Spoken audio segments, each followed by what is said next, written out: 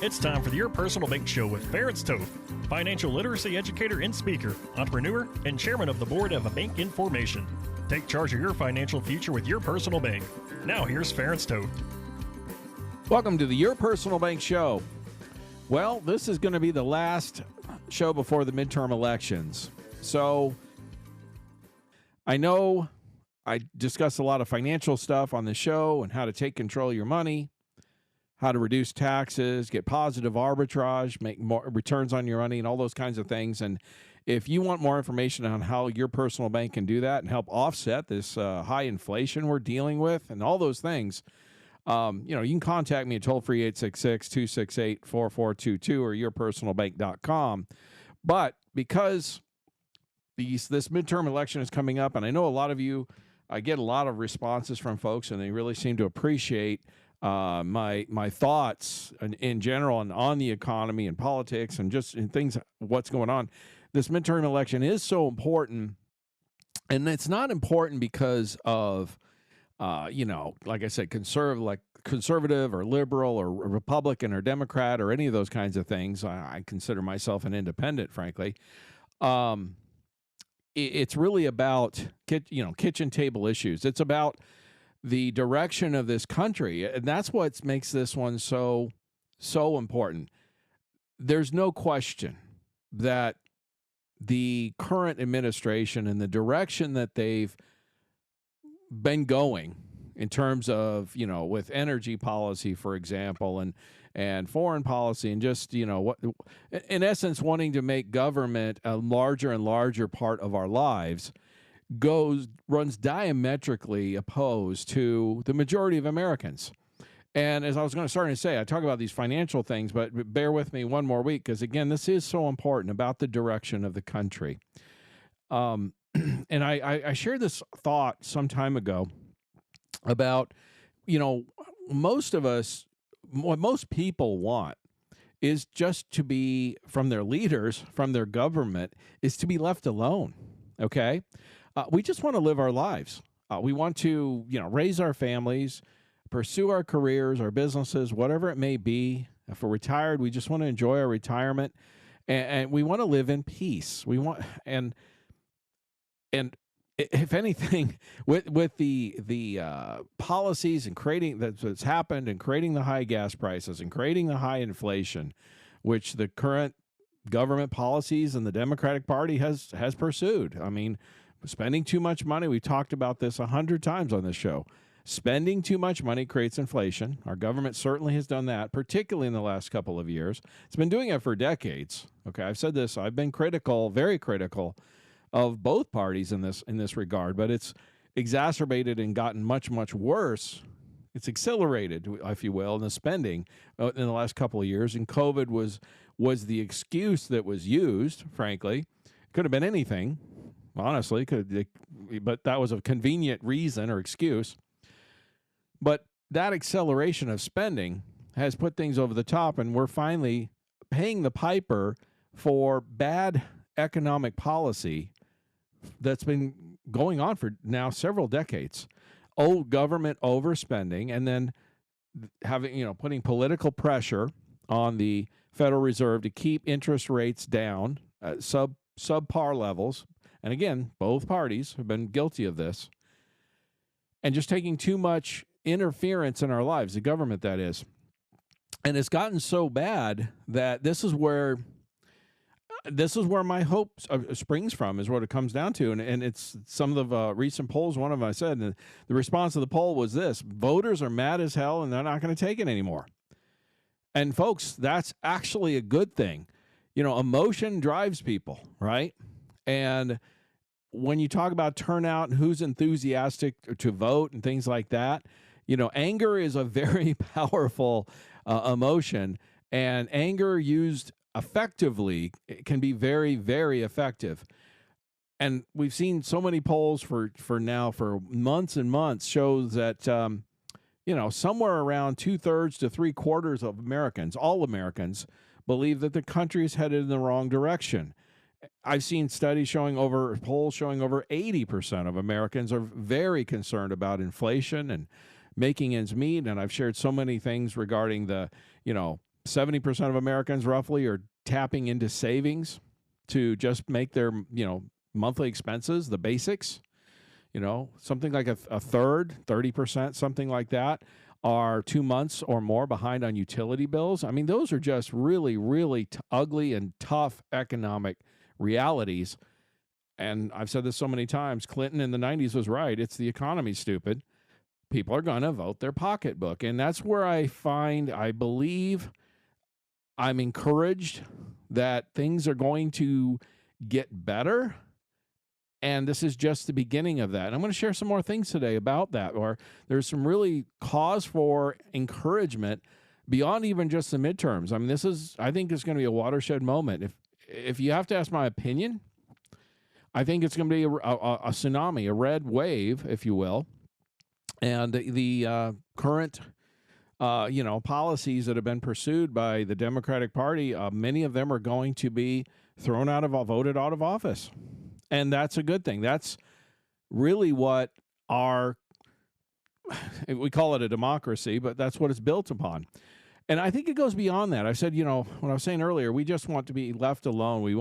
Most of us want to be left in peace to live our lives. We just want a peaceful life and a safe, secure, happy, peaceful life, right? But when it comes to government and politics and all that, I think it even goes beyond that, and why the voters are so angry. And the reason, and this is the big picture reason, is we are a representative republic. In other words, we elect people to represent us in our interests. And those interests, again, I've said so many times, are really quite straightforward and quite simple. We want security and safety. We don't want economic chaos. The government has a big influence on that. Can't control everything, I understand, but even in the Constitution, it talks about the government being able to regulate commerce, for example. And as far as safety and security, allowing illegals across the border, we don't know who they are, who's coming. And I understand the majority are just people who are looking for a better life. I get that. I don't necessarily blame them. I don't think they're going about it the right way. But not knowing who's coming across means certainly included in that are some bad actors and some people who are causing problems, safety problems, crime problems. There's no question. Nearly everywhere in America, crime is up in the last year or so. So our government, I've said this many times, if the government can't protect the safety of its citizens, what do we need a government for? I mean, really, that's one of the most basic jobs of any government that needs to accomplish is to secure the safety of its citizens. So when the government is not doing their job, and that's really what it comes down to, is they're just not doing their job. We elected them to take care of things, some basic things, don't mess it up too badly. And what we have is a group of people who are in power, who have, instead of representing the majority of Americans, they've pursued their own agenda. I mean, again, we've talked about this so many times. What do we hear constantly getting shoved down our throats? Is green energy, for example. That's a big one. And again, not against green energy, but definitely against shoving it down our throats and forcing it, causing economic chaos as a result, because green energy technologically is not ready for prime time, nor is there anywhere near, for example, enough electric generation on our grid that could support anywhere near the number of electric vehicles they claim to want to have on the road. I mean, that's a very simple example. And true energy independence and having strength in an energy policy or grid, it would be diversification. Any investor understands that. You don't go out and put your entire nest egg into one stock, for example, or one company. I mean, that's craziness. And any investor understands you diversify into a number of stocks, for example, or a number of assets to increase diversification, to diversify your risk. Because if one does well, one struggles, hopefully others are doing well. And you could say the same thing about energy policy. It should be an all of the above approach. So it should be everything. It should be coal and oil and gas and nuclear and all the green energy alternate options. All the above. They all have strengths. They all have weaknesses. But blending them together, and it can be done safely. That's been proven over and over again. Do accidents happen? Of course. But those can be minimized, and we have smart people in this world. Like I talked to one of my clients who's literally was a nuclear engineer. Okay, these are some smart people that can minimize the risk on those things and minimize the accidents, and continue to provide a steady energy source. And when you have leaders who are just not doing their job and causing chaos as a result by pursuing their agenda, yeah, that's going to piss people off. And I think one of the newest stories that's coming out recently is, apparently I talked about this last week, but we had something like a week ago, a 25-day supply of diesel in the United States. And apparently there's now fuel suppliers are starting to come out stating there's going to be a shortage, particularly in the East Coast of the United States. I mean, that's unforgivable. How can a country of this economic strength be in a situation where we're nearly running out of diesel fuel? And here's the thing. Diesel is more important than gas because that is what transports all our everything we purchase, including things like food. How do you think the food gets to the grocery store that you buy? And if the diesel truck can't get the food there, or the farmer can't, harvest the food to get it to the supplier, how do you think we're going to eat? I mean, this starts to get down to basic survival, folks. And this is where you have people in charge that are not only doing their job, not only being negligent, but they are completely off the rails. They're not serious people. These are people that need to be removed. We need to vote them out. So my encouragement to you, to everyone, is if they're in office, vote Republican straight down the line. They're not all, even if you've never done that before, because we can't keep going down this path. And look, Republicans aren't perfect. I've been very critical of them many times too, but they're not the ones causing the diesel fuel shortage, for example. Contact me at toll-free 866-268-4422 or yourpersonalbank.com for more information. For more information on Your Personal Bank, feel free to contact Ference at yourpersonalbank.com.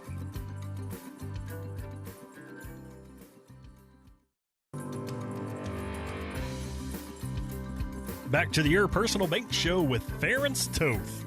Welcome back to the Your Personal Bank Show. Like I was saying in the last segment, this upcoming midterm election is not about Republican, Democrat, conservative, liberal. It's about basic issues like, are we going to have enough food in the grocery store? And I'm not saying this to be alarmist, but when you have diesel suppliers coming out and stating that we are going to have diesel shortages in the United States. Last week, I was sharing that there was something like a 25-day supply of diesel. I mean, in the country, that is craziness. And when you add on top of that, you add why are we here? Well, again, you attack the oil and gas industry like the current administration has done, and in all the different ways they have done, from shutting down pipelines to pushing the green energy and telling they're going to be out of business in 10 years and not allowing drilling leases or all these kinds of things. And then put on top of that, this last 6 months roughly, Biden administration has depleted our strategic petroleum reserve to the lowest levels since 1984. I mean, that strategic petroleum reserve is supposed to be for emergencies, not for political reasons, but for true national emergencies. And that would be things like war, or things like it appears that are shaping up now. I mean, some of that petroleum reserve is diesel fuel, right? And if we've dropped our reserves down to dangerously low levels, and now we're having a real shortage of diesel fuel, and we're going into the winter, much of the East Coast uses heating oil and fuel to heat their homes, for example. Plus, nearly everything we purchase, including food, is transported by diesel trucks or trains or ships, right? That's a real catastrophe that's threatening. And I'm not trying to freak people out, but to pursue the policies that they've had to attack the very core of our energy dependence that we have on being able to live, that's why we don't live, most of us don't live on farms anymore, because the inexpensive fuel has allowed farmers to be more and more efficient over the decades, no question, and fertilizers and all these different things that they've used to grow more and more food and be more and more efficient, and then be able to ship it cheaply to the major urban centers, so that people could even live in the cities and pursue other career paths and various things versus growing up and living on the farm. Okay, this kind of thing can actually impact that very basic substances. Okay, so I've said this for a long time, and I'm not the only one. Having packing up on having a reserve of food and things like that, some canned goods and various things like that, is just smart anytime. Certainly is very smart now, and they're saying there's going to be shortages, hopefully for no more than a few days. But folks, that's ridiculous.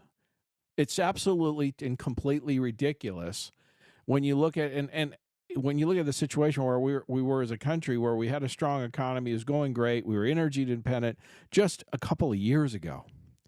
I mean, it's amazing how fast this can change, and it's really woken a lot of people up, including myself, and the reality of understanding that our representatives, our leadership, when we have the wrong people in charge who have the wrong priorities, the wrong agenda, in other words, they're pursuing their agendas of green energy and various things like that, versus actually representing the people. I've shared this so many times, like here I'm in Arizona, and it's in national news, and I've interviewed Blake Masters, candidate for U.S. Senate in Arizona, a couple of times on this show. Really recommend you vote for him. He's a really likable guy, and he's just the real deal, man. I've met him personally. I've had lunch with him. Okay, and I liked his policies because I felt like his policies, securing the border and tackling inflation, which has hit Arizona harder than any other state in the United States. By the way, Phoenix has the highest inflation in the United States currently. And so those kinds of things versus a Mark Kelly, who's been our senator for the last 2 years, who literally has voted 96% of the time with the Biden administration. That's somebody who's following an agenda, someone else's agenda, not the people he's representing. I don't know all the reasons why a Mark Kelly or many of these other elected officials in particular choose to pursue an agenda like that the way they do. I don't know all the reasons behind it, but it's really infuriating particularly when you realize somebody like him, and you see this many times, and he's doing it now, running as a quote unquote moderate, and he promised 2 years ago to be a moderate. Yet you look at the voting record.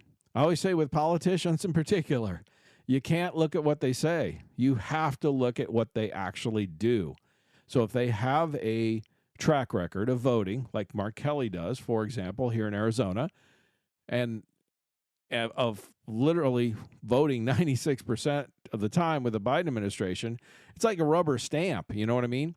In fact, I'll give you a little more, and I know many of you listening to the show live in different parts of the country, and you're dealing with a similar representatives that I know you've told me you don't feel like they're representing you either, or many of your constituents.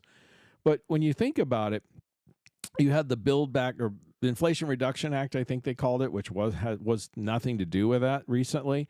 And it was Senator Sinema and Manchin that were the two senators. We talked about this on the show, who were the lone holdouts for a while at least, and managed to carve a few pieces out of it, but not the worst parts of it, including hiring 87,000 new IRS agents. That part passed. But what's really frustrating is, there was some question about for a while whether Sinema would vote for it or not, and whether Joe Manchin would vote for it or not. But there was never a question about whether Mark Kelly would vote for it. And again, he's just a rubber stamp for the Biden agenda. It's that kind of thing where those types of people who do not represent us, the vast majority of Americans, they're not our representatives. We cannot allow, we have to have an educated electorate. We have to wake up, which is happening. That's what I'm so excited about. We have to vote those kinds of people out. Focus on their voting record. Forget what they say. They spend millions of dollars on these ads, touting all this stuff, saying these things, trying to paint them to be a moderate or whatever it may be. You can't pay attention to that stuff, folks. You have to look at the voting record.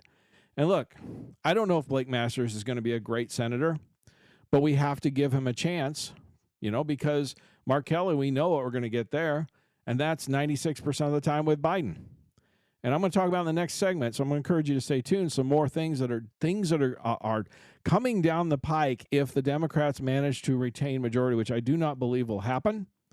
But these are important things to understand and help you decide which way to go on this. What kind of future do you want to have in this country, in your life, and all that stuff. So I'm going to encourage you to stay tuned in the next segment. If you want to contact me on how to manage your money through all this, your financial situation, your economic situation, through all this economic chaos, contact me at 866-268-4422 or yourpersonalbank.com. And again, that's toll free, 866-268-4422. There will be things we can do, regardless, I should say. Either way, whichever this ends up playing out, we'll be able to go either direction with it. But contact me for more information if you want to help diversify, reduce taxes, take control of your money, get positive arbitrage. Stay tuned. For more information on Your Personal Bank, feel free to contact Ference at yourpersonalbank.com.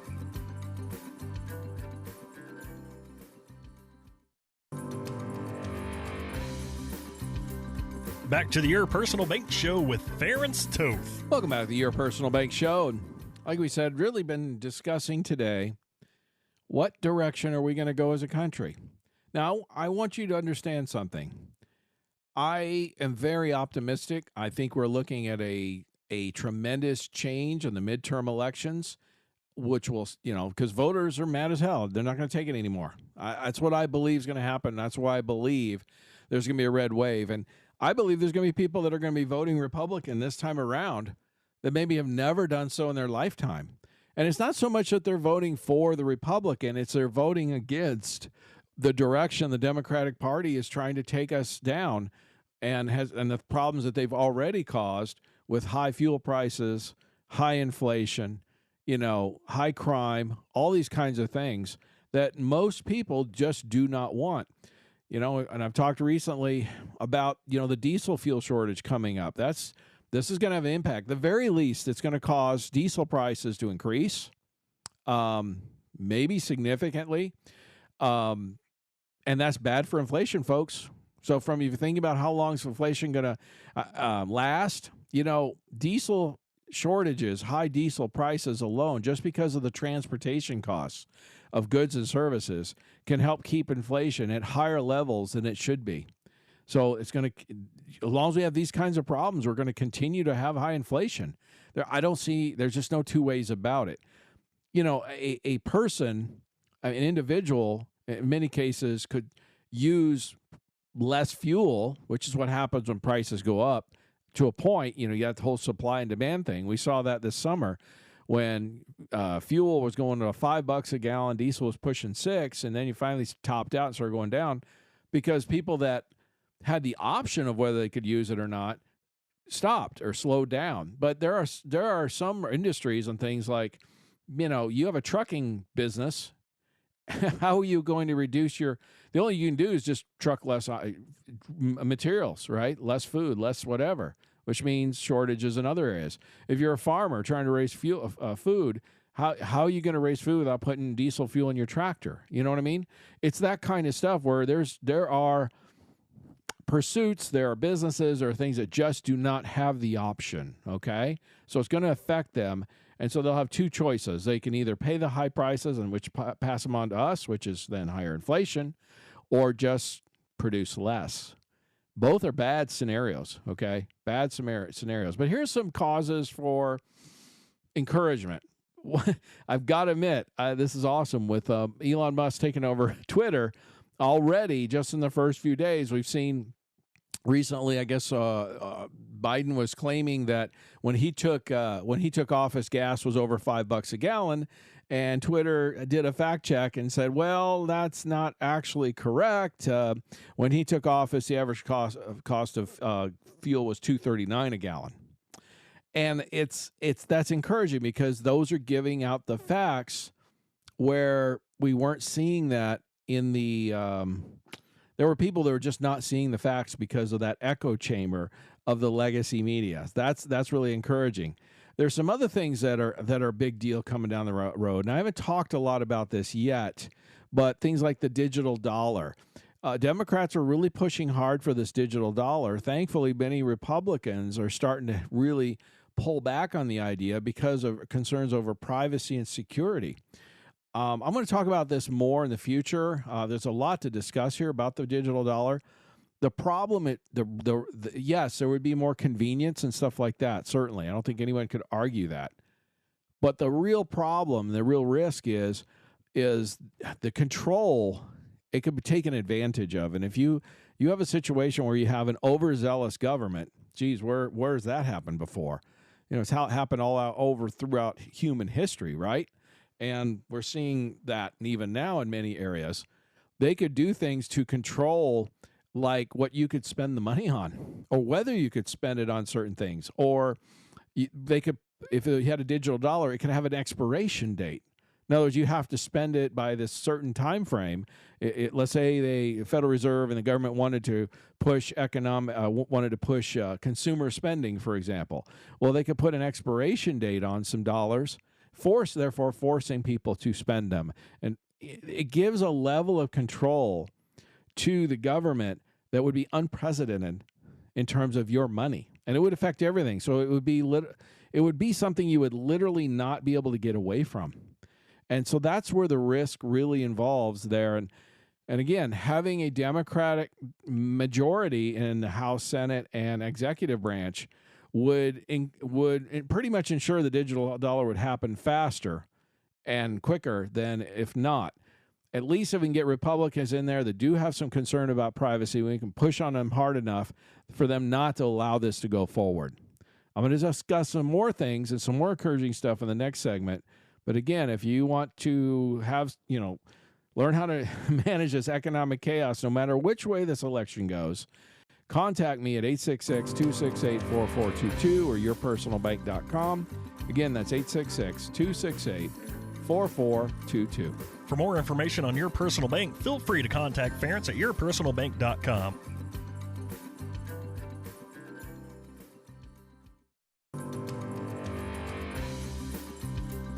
Back to the Your Personal Bank Show with Ference Toth. Welcome back to the Your Personal Bank Show.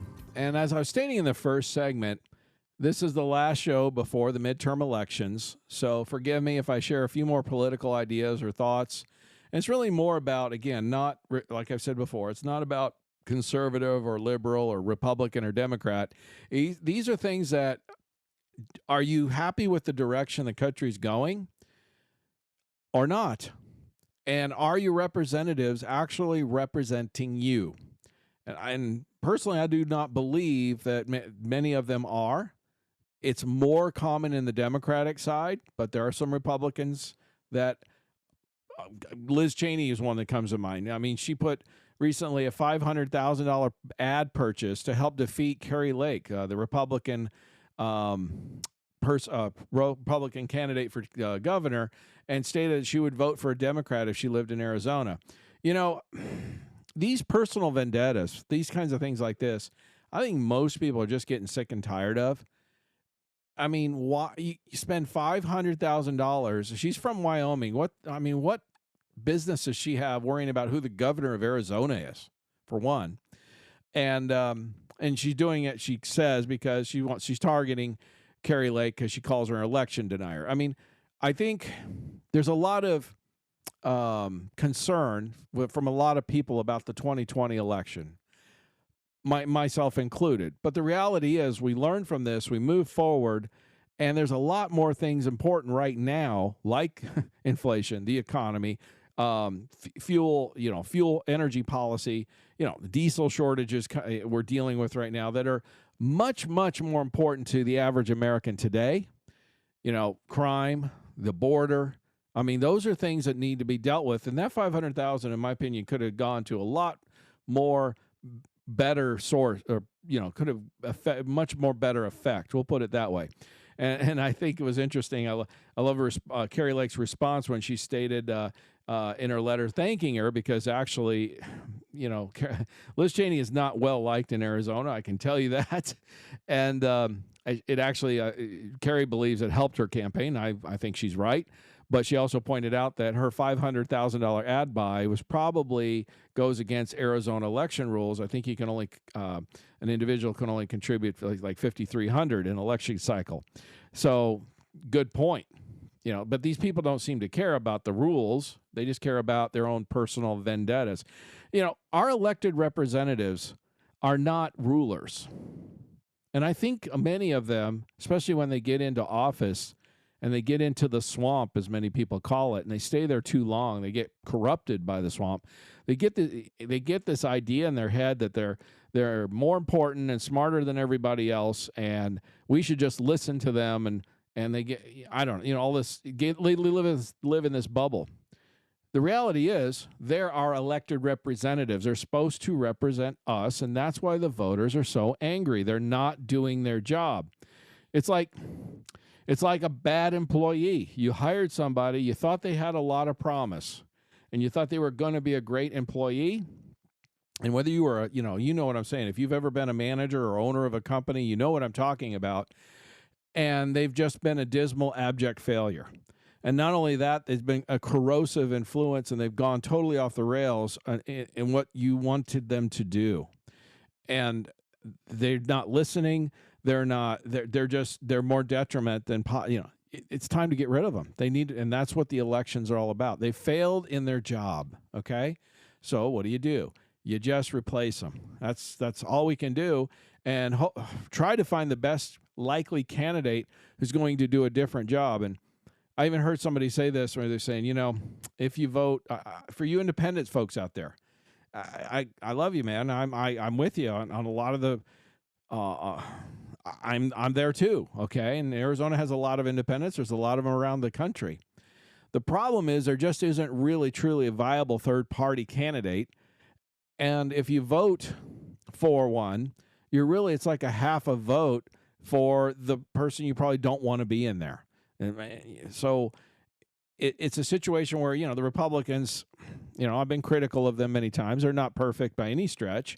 And there's a lot of things that we could do to improve what they're doing, but it's better to do that than to elect somebody who's going to be a rubber stamp for the Biden agenda, because that's what happens. I mean, we've talked about it so many times.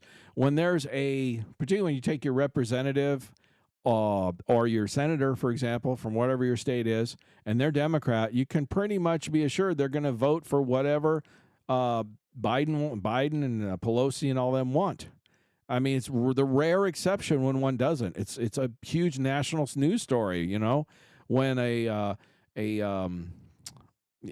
one of them manages to step up and occasionally and says something against it, or tries to do something to change a particular rule, like we saw, with here in Arizona with cinema, for example, with the Inflation Reduction Act, for example. There was a short period of time, a week or two, where there was a real question mark whether she was going to vote for it or not. But that's rare. That doesn't happen very often on the Democratic side. But let's get back to some more things that I think are happening, and we're going to see happen again if we see the Democrats manage to somehow pull this election cycle off. I've talked about this for a while, but I said real estate is probably the next leg to drop. Well, the latest news are that the home prices around the country are falling at a record pace. In fact, their largest plummet in housing costs since they started measuring this back in 1987. So we're seeing tremendous drops already in short period, and I don't think it's anywhere close to being done, particularly when you look at a situation where inflation is continuing to be high and the Federal Reserve keeps raising rates. A lot of people ask me what to do. Well, one of the reasons I'm talking about the politics today more is the midterm elections coming up very soon. And we're going to have a lot more clarity after the midterm elections in terms of where our government's going to be at. We're going to get a lot more clarity here in the next very short time in terms of the Federal Reserve, in terms of where they're going, because almost everybody, they've been raising rates in 2022. Okay, what are they going to do after that? I think we're going to see a lot of clarity on that in the next week or so. And the last thing I've been sharing is because of this rapidly rising interest rate environment, dividends, for example, with the personal bank policies they're going up, and they're going to be going up for the next several years, folks, at least the next 3 to 5 years, if not longer, based on just what the Federal Reserve has done this year. I've been stating that to my clients. Even if the Federal Reserve stops, we're going to see increasing dividend rates because dividends are highly interest rate sensitive. And the way insurance companies invest their money is they buy bonds over long periods of time, and the bond purchases in the portfolio they're making today, they're making much more profit than they were even a year ago. And I'm talking about 3-4 times more profit. These insurance companies on the dividend side couldn't be more excited. And they've just gotten through what many people, they call their Great Depression, the worst period of lowest returns in their company history. And this is going back, some of them back to before the Civil War. Okay? It's a long time. And it's the lowest period of time this past decade for dividends and interest rate sensitive assets in the history of our country. And they're coming out on the other side, and all that has changed. So there's a lot of changes coming up, and I'm going to encourage you to stay tuned because we're going to be really excited finishing out this year in 2022 and going into 2023.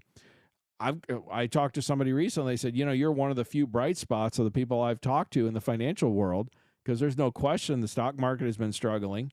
Real estate is starting to turn over. We're seeing that. Cryptocurrencies, man, that was ugly early in this year. We'll see what happens from there. And there's many other areas that, again, inflation is going to be a driving factor for a while. Sadly, I think it's going to be a driving factor for longer than most people care to admit. And again, as long as we have things like diesel fuel shortages, we're going to have high inflation, folks. It's just that simple. But in the meantime, to give you an idea how wrong-headed our current leadership is and administration, I mean, you got Biden out there touting grocery coupons for people who get vaccinated again. All right, more and more information is coming out that the vaccine does little or nothing to help people. The boosters, in fact, in some cases, it's actually worse. Some studies are coming out showing you're more likely to get COVID and get it worse if you have the boosters. There's other medical problems that are cropping up. This is scientific study after scientific study now, at least for some people. And, it's so wrong-headed. I mean, where do these people get this idea that, I want a grocery coupon if I get a shot? I mean, what business does our government have in micromanaging our lives to such a level? I mean, I just want to get these people out of my life. I think most people feel that way. It's like, just go away and do your job. Stop irritating us. Stop bothering us. Stop annoying us with stupidity like this. It's just annoying. I'm sorry. And go do your job. Go secure the border and do something for real about energy policy. Stop draining our strategic emergency reserve. Promote oil and gas and all these things and get our country back on its feet economically so we're strong. I mean, such a tremendous opportunity is being wasted because as bad as we're having fuel shortage problems, Europe is much worse, and we have the capacity and we have the sources to not only take care of ourselves, but we could also be helping them. And they're having it worse than we are because they were so reliant on Russia. Well, they're not so much so anymore, obviously, and it's hurting them big time. We're seeing 10% inflation numbers now in Europe, okay? I don't know if it's the end of the year. It may get worse because of fuel shortages there. Energy, folks, affects everything in terms of inflation, and they're seeing it worse than we are even, because they have bigger shortages than we have and less reserves and less capacity and all that. We could be helping out our allies, and we're not, because I think it's in the Bible. I've seen it before. A poor person can't help a poor person, right? Well, when you have energy abundance and we're a rich country, we can help ourselves and our allies, and yet we have a leadership that is so married to this green energy dream of theirs, okay? And they're pushing it and pushing it and pushing it so hard, they are creating economic disaster, and we can't help ourselves, much less our friends, our allies. It's just annoying. And I think a lot more stuff's going to come down with this vaccine stuff. I think you might be, I said this a while back. We've all seen those ads. Have you had this happen? And so lawyers put out, and it's they say, well, if this happened, you might be entitled to, money and stuff like that. I think we're going to see some of the biggest those kind of lawsuits in history, because the New York Supreme Court just struck down the New York City vaccine mandate for all city workers and reinstated the employees and ordered back pay. I mean, folks, these are things to be cause for encouragement, of course, but it's amazing how quickly things turned one way. Well, folks, the pendulum swings the other way, and I think we're going to see a strong swing back the other way, which in general is going to be great for our country, great for our society, and great for the majority of Americans, ones who still want to see a land of opportunity rather than a land of dependency. It's going to be an exciting ride. Next time I talk to you, we'll know what happened in the midterms, and I'm very encouraged. Go and vote. And vote for what you want for your future, what direction you want for this country, not only for yourself, your family, your loved ones, your kids, your grandkids. Let's go make a difference. And if you want to talk to me about how to navigate all this financial stuff and your situation, call me at toll-free 866-268-4422. Again, 866-268-4422. And as long as it's on our money, I'm going to say, in God we trust. For more information on Your Personal Bank, feel free to contact Ference at yourpersonalbank.com. This show is designed to provide accurate and authoritative information. The presenter and guest on this program do not engage in legal, accounting, or tax advice. Professional advice regarding your situation should be sought if required. Products and riders may have limitations and may not be available in all states. Excessive unpaid loans may affect performance. Distributions may become taxable if not managed properly. Replacements may not be suitable for everyone. There may be charges when replacing coverage. Compare when considering a replacement. Dividend rates and baseline of credit rates may change. Contact yourpersonalbank.com for current rates.